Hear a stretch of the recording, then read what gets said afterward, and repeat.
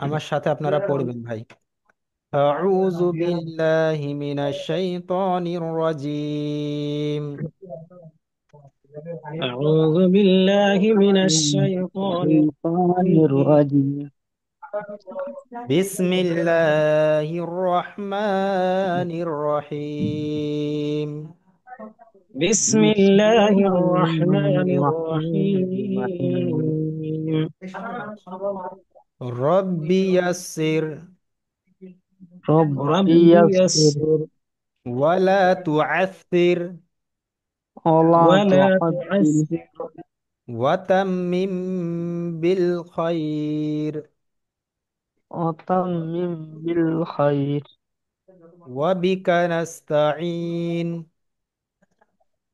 وبك نستعين ইয়া Fattah يا يا فتاح فتاح রব্বি জিদনি ইলমা ربي ربي زدني علما زدني রব্বি علما. জিদনি ইলমা। ربي زدني علما ربي আলহামদুলিল্লাহ زدني রাব্বিল আলামিন। ভাই, আমাদের কুরআনুল কারীম শিখতে গেলে ربي. সর্বপ্রথম আমাদের যে জিনিসটা প্রয়োজন সেটা আজকে আমরা জানবো এবং পড়বো ইনশাল্লাহ। জি। তো ভাই দেখেন, কুরআনুল কারীম শিখতে গেলে সর্বপ্রথম আমাদের কুরআনুল কারীমের উপর মহব্বত আনতে হবে। বুঝলেন? কায়দার উপর মহব্বত আনতে, ভালোবাসা আনতে হবে, যে আমাদের পড়ার মধ্যে আমাদের মহাব্বত করতে হবে। পড়ার একটা মনে ইচ্ছা থাকতে হবে, বুঝলেন তো? আলহামদুলিল্লাহ আমাদের প্রত্যেকের সেটা আছে, সেই জন্য আমরা এখানে এসেছি। দ্বিতীয়ত, আমাদের এর আকার আকৃতি সূরত চিনতে হবে। বুঝলেন? জি যে জি এটা দেখতে কেমন, এই এক একটা যে অক্ষর আছে, অক্ষরগুলো সূরত অর্থাৎ আকার আকৃতির রূপ চিনতে হবে। আর 3 নম্বর হচ্ছে নিজের ওপর বিশ্বাস রাখতে হবে যে আমি পারবই, বা আমি ইনশাআল্লাহ আমি কোরআনুল কারীম শিখবই। এই বিশ্বাসটা নিজের ওপরে রাখতে হবে। বুঝতে জি পারলেন ভাই? জি আচ্ছা জি ভাই, 1 মিনিট আমি আপনাদের সাথে বলে দিই কেমন। মনে করেন আমি যদি আপনাদেরকে বলি ভাই, যে একটা ইট, তো আপনারা ইট কেমন সেটা আপনারা অনুভব করতে পারছেন, ইট এমন দেখতে, তাই না? বা যদি এখানে আমি যদি এখানে হয় দশ হুজুর।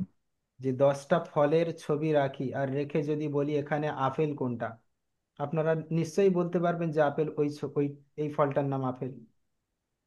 বুঝতে পারছেন ভাই? হয়, 50টা বুঝতে যদি, পারছি। জি, যদি 50টা 60টা যদি আমি পশুর ছবি রেখে যদি বলি এখানে হাতি কোনটা, আপনারা বলে দেবেন যে হাতি হুম এটা।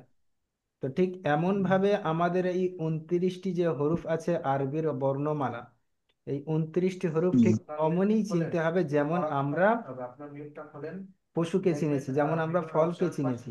বুঝলেন? যেমন আমরা হয় দুনিয়ার বস্তুকে চিনেছি, তো ঠিক তেমনি এদের আকার আকৃতি আমাদের ঠিক চিনতে হবে। বুঝলেন? তো সেই যখন আমরা এর আকার আকৃতি চিনতে পারবো, তারপরে আমাদের কোরআন কারীম পড়া আলহামদুলিল্লাহ খুবই আসান হবে। বুঝলেন? জি, ইনশাল্লাহ। তাহলে আমরা প্রথম সবক শুরু করছি ইনশাল্লাহ। দেখেন, ইনশাআল্লাহ। আমরা সর্বপ্রথম এই যে লম্বা দাঁড়িটা, এটা একটা কলমের মতো চিহ্ন। দেখেন, আমাদের পকেটে বেশিরভাগ মানুষের থাকে, হুম তো কলমের মতো চিহ্ন যে আলিফ, ছোট্ট হুম। দাঁড়িটাকে দেখা যাচ্ছে, এর নাম হচ্ছে আলিফ। আমরা এটা প্রত্যেকে জানি আলহামদুলিল্লাহ। আলিফ। জি। তো এই যে আলিফ, এই আলিফের আকৃতি আর অনেক ধরনের আছে ইনশাল্লাহ। যেমন আলিফ, এর আসল রূপ হচ্ছে এটাই, যে আলিফ সর্বদা বেশিরভাগ জায়গায় কুরআনুল কারিমে এবং নুরানি কায়দাতে এই রকম হুম ধরনেরই আসবেন।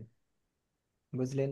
তো হুম। আমরা আলিফ হ্যাঁ। যখন এমন আসবে, আবার আলিফ একটা ঠিক এমনও আসবে সময় ক্ষেত্রে সেটা।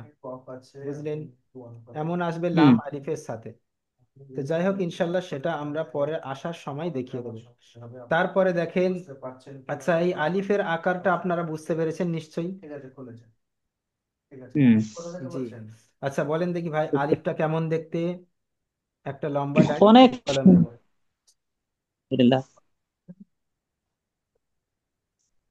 জি ভাই। আলিফের আলিফের আকৃতিটা অনেক সুন্দর। জি মাশাআল্লাহ, তাহলে এবার আমরা বা চিনবো, বুঝলেন? হুম আচ্ছা, বাটাকে আমরা কেমন চিনবো দেখেন।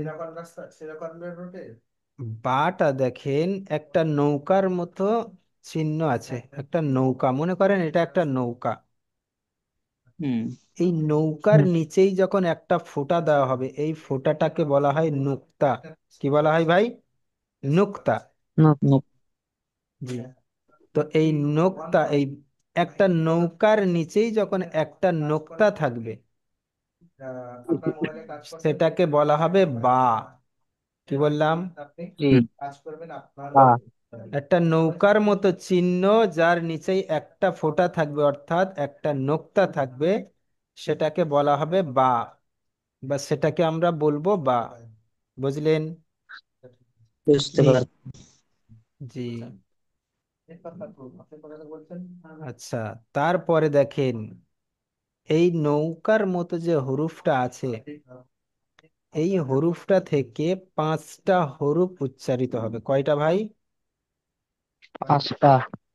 পাঁচটা হরফ উচ্চারিত হবে এই নৌকা থেকে, কিন্তু নৌকার নোক্তার পরিবর্তে।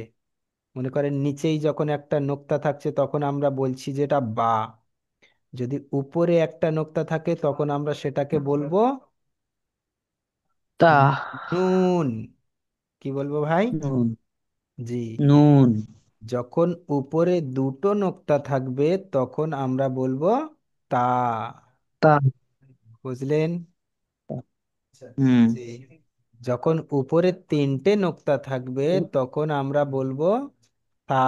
তা। জি। হুম। তাহলে কটা হলো? উপরে চারটা। চারটা হয়েছে। চারটা। বা, তা, হুম। সা, আর উপরে সা। একটা নোক্তা থাকলে সেটা হয় নুন। তাহলে কটা হলো? চারটে। তাহলে হরফ বলেছিলাম পাঁচটা হবে, তবে আর একটা হুম। বাকি আছে, তাই না? তো হুম। দেখেন হয়। এই উপরে নিচেই যখন আর একটি নোক্তা হবে, মানে উপর নিচেই একটা নোক্তা থাকলে বা, আর দুটো নোক্তা থাকলে হবে ইয়া। কি বললাম ভাই? ইয়া। ইয়া। জি, ইয়া। বুঝতে পারলেন? বুঝতে পারছি। জি মাশাল্লাহ। তাহলে এবার বলেন, এই যে পাঁচটা হরফ, বুঝতে আপনাদের কোনো সমস্যা আছে? এর মাঝখানে দুটো হরফ হবে নুন, আর একটা হচ্ছে ইয়া। আরে বলেন, এই বা, নুন, তা, ইয়া, সা, এই বা। পাঁচটা হরফ কি আপনাদের বুঝতে কোনো সমস্যা? জি না। মাশাআল্লাহ। তাহলে আমি পড়ায় এগিয়ে নিয়ে যাই ইনশাল্লাহ। জি। জি। যদি বুঝতে না পারেন জিজ্ঞাসা করবেন, আশা করছি। তারপরে দেখেন, আমরা মূলত অনেকেই চাষি আছি ভাই, চাষি অনেকে থাকেন তো। চাষি থাকলে ইনশাল্লাহ এই যে আকৃতিটা কাস্তের মতো একটা আকৃতি। শেষে তুলবে, শেষে।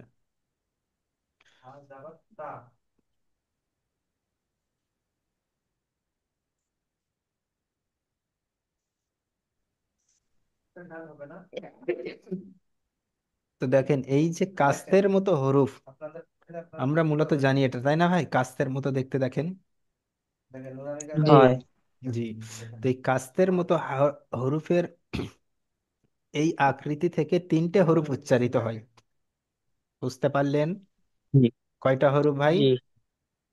তিনটা। তিনটা। মাশাআল্লাহ। নাজিমুদ্দিন ভাই বলেন, কয়টা হরফ? তিনটা। জি মাশাআল্লাহ। আচ্ছা, এটাও জিম। নোক্তার পরিবর্তে কি হবে ভাই? নোক্তার পরিবর্তে হরফ উচ্চারিত হবে কেমন? যেমন দেখেন, এই যে কাস্তেটা যখন কোনো নুক্তা থাকবে না, তখন এটাকে হা উচ্চারণ করা হবে। কি বললাম? যখন খালি থাকবে তখন হা উচ্চারণ করতে হবে। হাম। জি। যখন এর মাঝখানে একটা নুক্তা আসবে তখন সেটা কি হবে ভাই? জিম। সেটা হয়ে যাবে জিম। জি। জি, মাশাআল্লাহ, বুঝতে পারছেন। আর যখন এর উপরে একটা নোক্তা থাকবে তখন সেটা হয়ে আম, যাবে খ। আম, বুঝতে পারলেন ভাই? জি। জি। ফা। তখন সেটা হবে খ। তাহলে এই যে তিনটে হরফ, আপনাদের বুঝতে পারছেন যে নোক্তার পরিবর্তে হরফ। জিম হা ফা। জি, তাহলে বলেন জিম দেখি হা ভাই, ফা। এই যে নোক্তা আছে জিমের নোক্তাটা কোথায় হবে? নাজিমুদ্দিন ভাই বলেন। নিচে জিমের নোক্তাটা নিচে থাকবে, জি, মাশাআল্লাহ। আচ্ছা, আর মুর্শিদ নোক্তাটা আলম, উপরে থাকবে। মুর্শিদ আলম ভাই বলেন, যখন এর নোক্তাটা উপরে থাকবে তখন এটাকে কি বলা হবে? খা। খা নয় ভাই, খ। আ, কি খ। বললাম ভাই? জি, খ। আর যখন খালি থাকবে তখন রমজান আলী ভাই বলেন, হা। কি উচ্চারণ হবে ভাই? জিম। হা। যখন হা। খালি থাকবে, খালি, হা। খালি থাকলে হা। হা উচ্চারণ হবে। জি, হা। দেখেন, জিমের নিচেই নোক্তা, হা খালি, আর খয়ের উপরে নোক্তা। বুঝতে হা। পারলেন? জি, জি। বুঝাতে পারলাম ভাই রমজান ভাই? হয়। জি ভাই, আপনি বুঝতে পেরেছেন?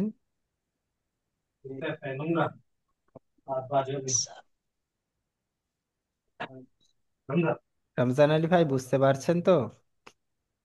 হয়, কিছু বুঝতে পারছি।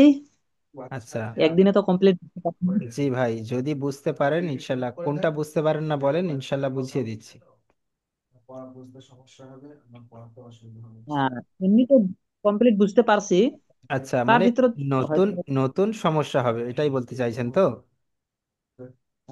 আপনি শুরু থেকে পড়ছেন, একটু আপনার মানে বুঝে গিয়েছেন কিন্তু বলতে আপনার একটু সমস্যা হবে, এটাই বলছেন? হয়, কিছু একটু হতে ঠিক পারে। আছে, ইনশাল্লাহ আমরা একদিন দুদিন যখন সবকটা পড়বো ইনশাল্লাহ ঠিক হয়ে যাবে, আশা করছি।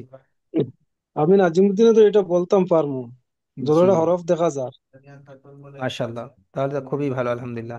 আচ্ছা দেখেন, আমি যে এই যে অক্ষরটা লিখছি এটাকে আমরা বাংলা ভাষায় কি জানি? শূন্য, তাই না, বা জিরো? জি। শূন্য। জি। আচ্ছা দেখেন, যদি আমরা জিরোর মাঝখান দিয়ে এমন কেটে দিই,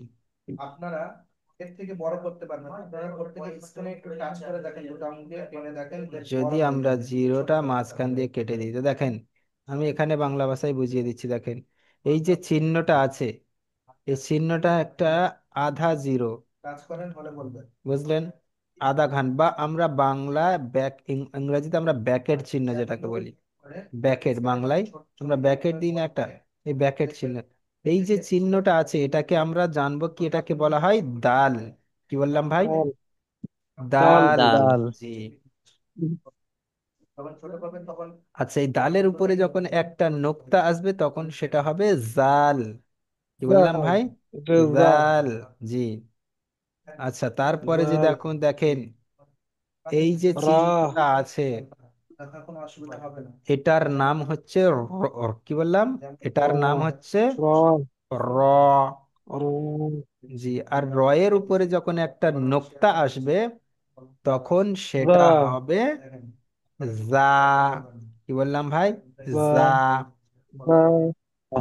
জ নয় ভাই, আচ্ছা। জা। র এর উপরে জা। আচ্ছা। নোক্তা থাকলে তখন সেটা হয় জা। বুঝতে হুম, পারছেন? জি। জি। তারপরে দেখেন, এই যে চিহ্নটা আছে এটার নাম হচ্ছে সিন। সিন। জি, সি। এটা হচ্ছে হুম। সিন, অর্থাৎ পাতলা, যেটা সিন। জিভের আগা দিয়ে উচ্চারণ করতে সিন। হয়।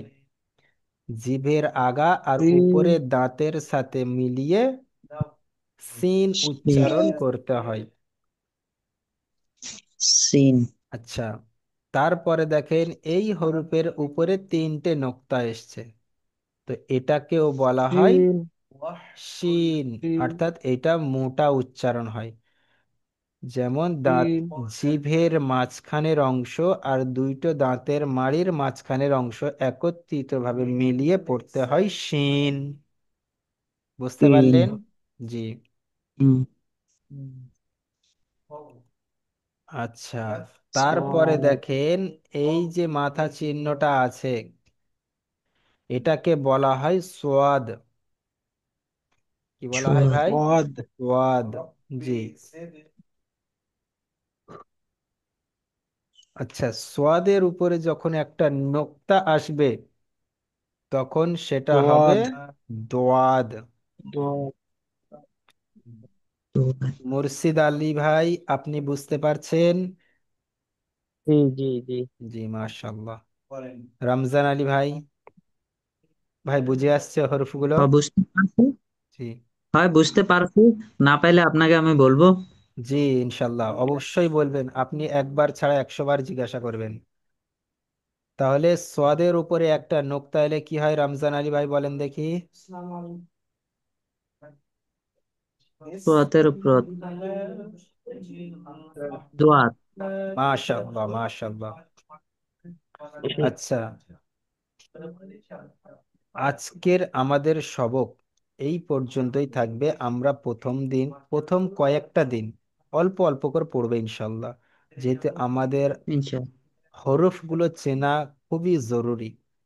তো হরফ যখন আমরা পরিপূর্ণভাবে চিনতে পারবো, তারপরে আলহামদুলিল্লাহ কুরআনুল কারীম আমাদের জন্য পড়া অনেকই আসান হবে আলহামদুলিল্লাহ। তো সেই জন্য আমরা এটা খেয়াল রাখবো যে যাতে হুজুর, আমাদের হরফ চিনতে কোনো সমস্যা না হয়। হুজুর, আমি নাজিমুদ্দিনে একটা কথা কইতাম চাইছিলাম।